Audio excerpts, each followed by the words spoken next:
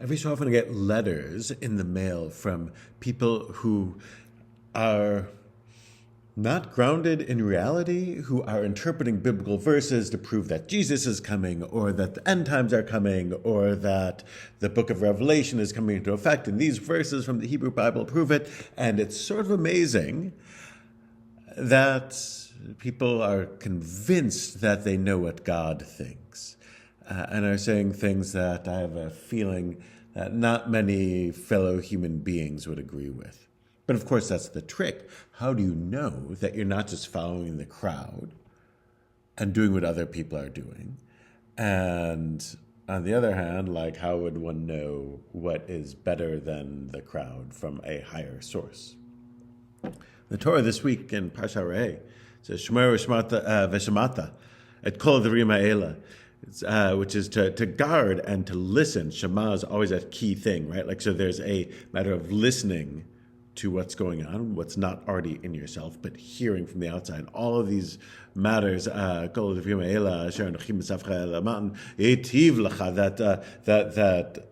Moshe is commanding, in order that it will go well with you and your children after you, forever.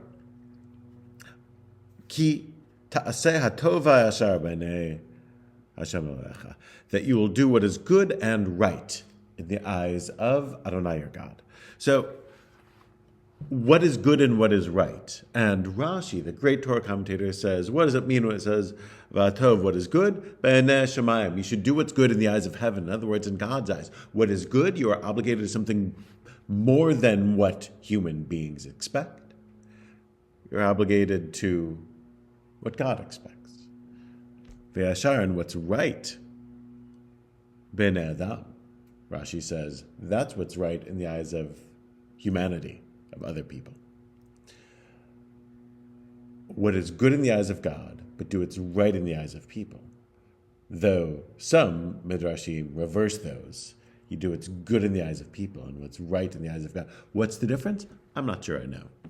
I do know that there's something of a balance, that there's a skepticism that I, will be the only person to know what is right, absent anyone else.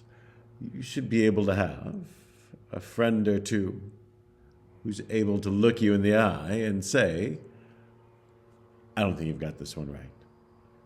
It's hard sometimes in this world, somebody who actually cares to offer you these things, but it seems that it's this: do what is good and right in the eyes of God. So this is a couple of things. One is just that. You have a balance between what you feel you're being called to do and what other people think.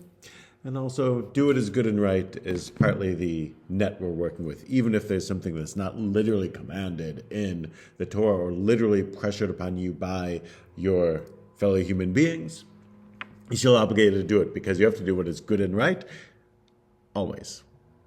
Shabbat Shalom.